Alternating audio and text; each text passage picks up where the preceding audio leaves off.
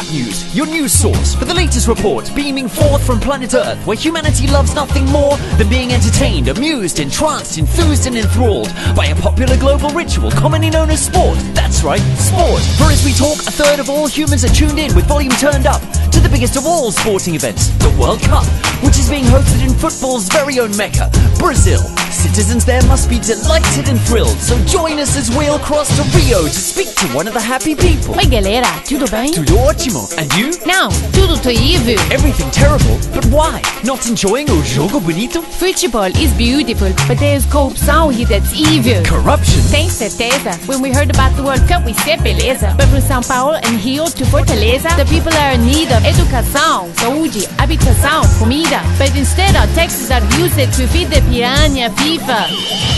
Hold it right there. They're here! You are under arrest. Ay, caralho!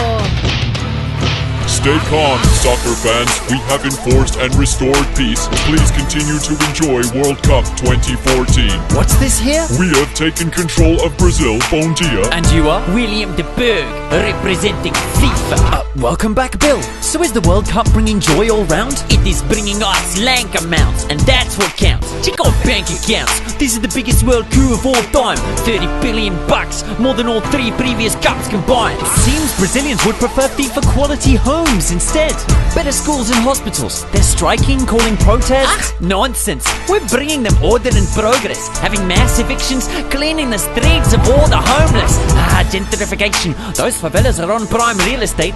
You see, the World Cup provides a perfect pretext these days to take away liberties and impose a police state, increased surveillance, special forces, laws and courts to prosecute protesters. And all these measures will remain long after the end of the festival. But won't Brazil be left with chaos and tremendous debt to owe? Sure, that's why our stadiums were designed with a special second row, to be converted into massive prisons after the final whistle blows. Incredible. These are just a piece of the benefits FIFA brings to Brazil, and that is why many others compete to host the World Cup as well. Russia, you're next to foot the damn bill, and then me and Sepp Blatter will take the show direct to the slave kingdom of Qatar. Now hang on, Mr. de Berg. I'm no expert. I'm aware of this, but I thought this sport was supposed to be all about fairness. Why did you think that we call it the world game? You see all those fans out there in the ranks or watching TV, backing their team, chanting ole, giving their flags a passionate wave. They think they're spectators, but in fact they're in the actual game. They are? Let's get the through score in the match of the day, or chatting with national team captains today. Tony Abbott. Tough match? Not really, Billy. We've used the best tactics and come away with the victory. The opposition didn't really stand a chance tonight. That's right. You might have expected the Australian people to have a bit more fight, but their fatal own goal was to vote Tony in the last election. Because even though the Australian economy was the envy of everyone, and we sailed through the GFC with a AAA rating, I still slashed the budget for pensions, unemployment, health and education by making up some crap about fiscal emergency. A fact dive. That's even better acting than the Italian team. This strategy should put us ahead in a world game, because without education the next generation of Australians will most probably become a bunch of ignorant fuckwitted suppositories, even more obsessed with sport. That's great for the economy. Spoken like a true world game captain. But will Australia be champion? What about the result in your match, Mr. David Cameron? Fair play Aussies? Not bad. Giving the people minimal funding.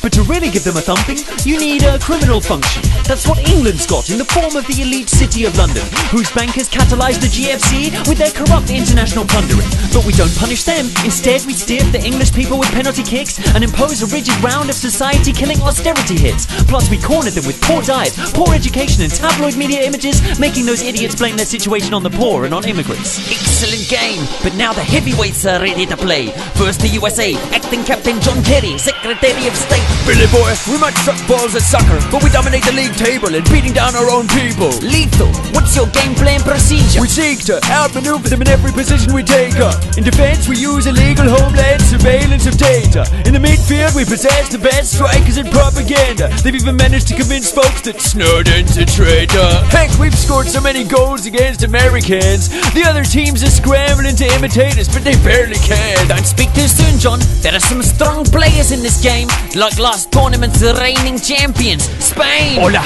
somos el número Los Rojos, the Spanish home team. Soy Mariano Rajoy, el capitán. In 2010 we took the football trophy, but our biggest victory was to squeeze public liquidity and to deprive el pueblo not just of money but of their dignity. Now our unemployment is the best. 2 in 3 youths feel the strain of no job or prospects of change unless they choose to emigrate. That's an even better score than Greece when they led the way. The others are not bad, but Spain's the true champions of the world game. World game? Wait till I make the world's climate change. Raise austerity, print more money. 98%, so much passion. But which will be the winning team? Don't you see? They are all winners. That is why we sing. We'll just head right to the sky and live there side by side. Show the world that you have won. Show the world we have won.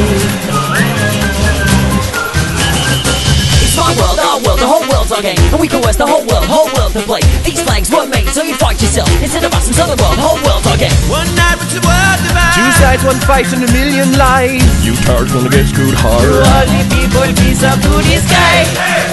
Fascists, come on, sing with me. And this is nationality. Come on now. Come on now. We'll just head right to the sky and live there side by side. Come on, slave. Don't be shy. Show the world that you have won. Show your own. You own your baby. Show the world we have won.